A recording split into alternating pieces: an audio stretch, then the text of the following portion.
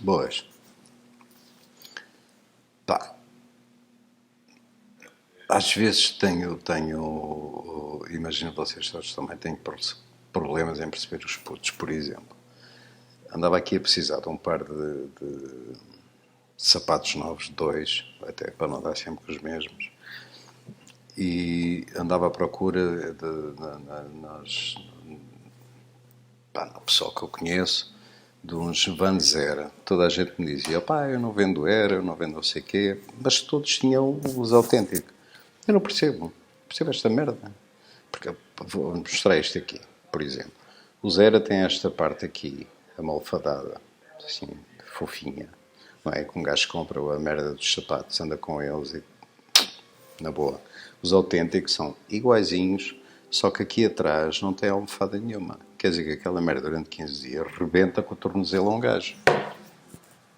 Os esquemas vendem autêntico e não vendem era. Vá lá perceber esta merda.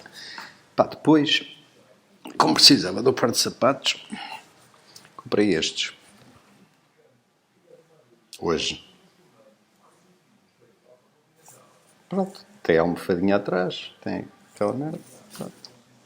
Agora vamos lá explicar porque é que os putos compram autêntico e não compram era. Mas pronto, vá lá um gajo perceber esta merda.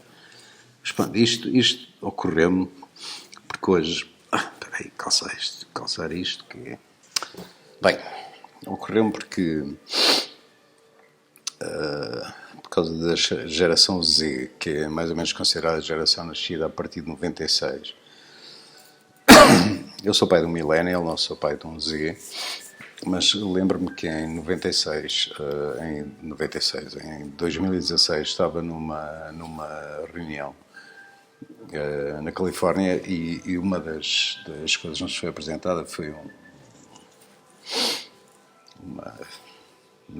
foi um PDF, como é que chama aquela merda que eu odeio? Bem, uma apresentação sobre a geração Z. E a geração Z era uma maravilha. Era tudo gente, pá, cheia de cenas fixes e não sei o quê. E como aquilo era nos Estados Unidos, era comparando aquilo da Greatest Generation, que eram os gajos da Segunda Guerra Mundial, depois os Boomers, depois Gen X, depois os Gen Y, depois os Millennial. A geração Z era a cereja no topo do bolo.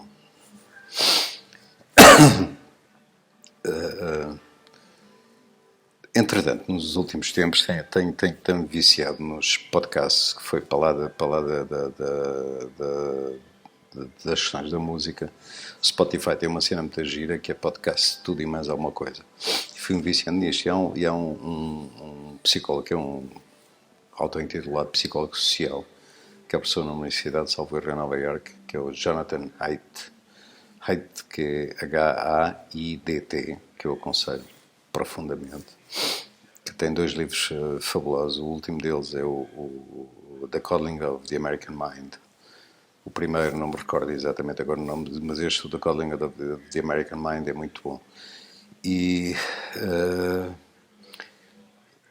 ele fala de uma coisa que é bastante curiosa, que é sobre redes sociais e aquilo que aconteceu a partir de 2013, 2014, 2015 nas universidades americanas, que é sobre este movimento woke, das microagressões, dos safe spaces, desta coisa toda, da wokeness, que é possível marcar uma data, um ano, em que tudo isto explodiu.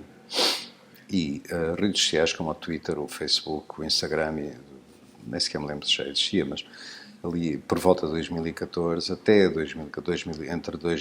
entre 2009 e até 2014 eram aquilo tudo que prometiam ser, não é? Que espaços de comunicação, onde podíamos aprender, comunicar uns com os outros, tudo isso. De repente, por volta de 2013, 2014, tudo mudou. E passaram a ser espaços de divisão, em que dá a ideia que houve uma separação em que nos partimos todos uns aos outros ao meio. Não existe comunicação sequer no mundo das ideias, quando se alguém é de direita ou de esquerda, ou se é mais liberal, ou mais coletivista, ou se é mais isto ou mais aquilo, deixa de ser possível comunicar. Foi a partir dessa altura em que eu sou um bocado testemunha disto, fui muito ativo no Twitter desde o início de 2008, 2009 até 2016 e depois fartei-me daquilo porque era impossível aturar aquela merda, que é um esgoto, que é uma coisa inacreditável. E de repente aquilo partiu-se.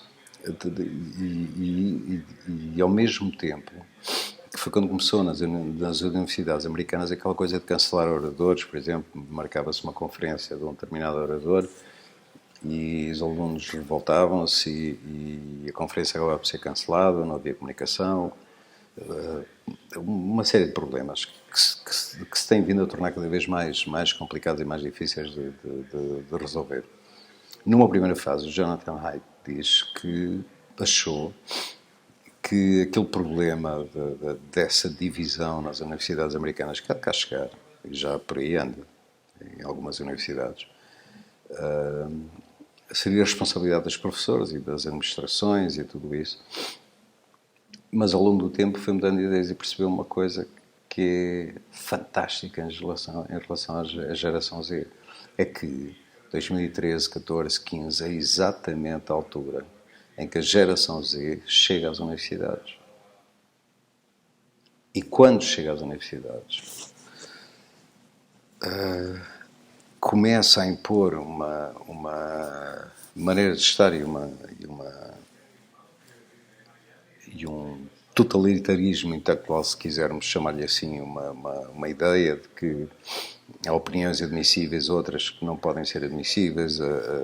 É quando começam os cancelamentos de professores e que depois se extrapola para as empresas e para tudo quanto é lado.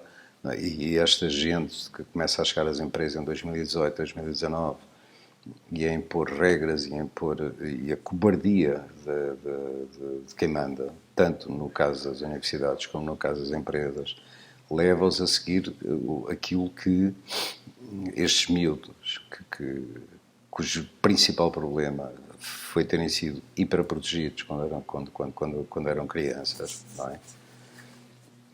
Lhes querem impor.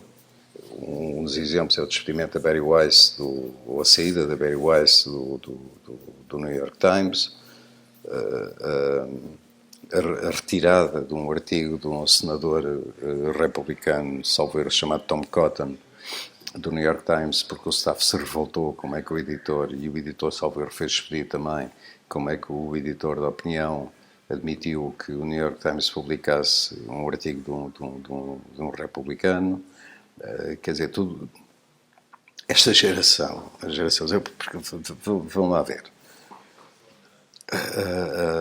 A geração que viveu a Segunda Guerra Mundial forjou-se na dificuldade e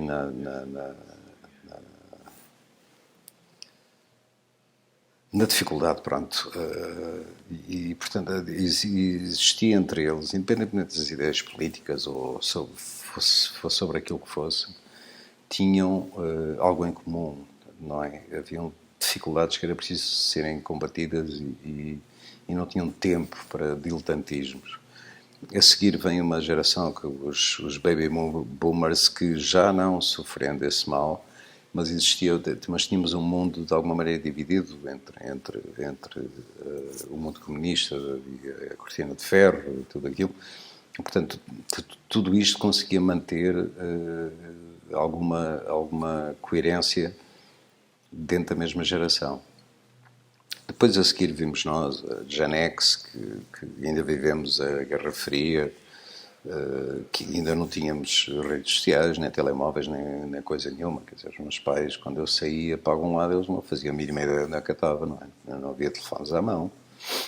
Eu lembro de ir fazer surf para a Praia Grande e ficar lá até demasiado tarde e já à noite ter que ir a um café, telefonar para casa para descansar os meus pais, porque eles não faziam a mínima ideia de onde é que eu andava, não é? Eu tenho pai 19 anos, ou caralho, mas pronto, pelo menos para descansar o meu pai e a minha mãe.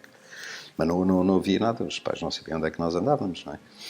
Porque eu não me lembro do meu pai me levar à escola, não lembro nada disso. Aqueles que temos filhos que são os millennials, já fizemos mais qualquer coisa.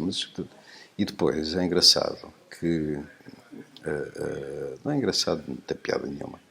Que a esta Gen Z, a esta geração Z, apesar de vivermos num mundo cada vez mais seguro, a percepção de que os miúdos correm mais riscos, que podem ser raptados, que podem ser atropelados, que isto ou aquilo ou 30 por uma linha, aumentou. Quando a percepção não tem nada a ver com a realidade. É muito mais seguro ser um miúdo. Era muito mais seguro ter 7 anos em 2002 do que ter 7 anos em 1982 ou 83. Não é? Ou 73 ou 74. É muito mais seguro para estes miúdos que agora estão na casa dos 20 e poucos anos, 20 anos. Mas é o que há. É o que há. Que um gajo já de fazer esta merda. Mas enfim. Olha, não tenho livros para recomendar, mas se puderem não percam uma série que está na Netflix, que é o Squid Game. Os coreanos são muito bons mesmo. Ganda série. O Squid Game é muito bom, mas se tivesse que recomendar alguma coisa coreana, e isto foi-me recomendado a mim pelo meu amigo João Luís Pinto, que é um fã do cinema coreano, recomendo Old Boy. Há uma versão americana, mas a versão original, que é sul-coreana, dá 10-0 a versão americana. Old Boy. Pá, e entretanto, eu se mandasse, punha os putos todos da geração Z a malhar com as costas no exército. A aprenderem.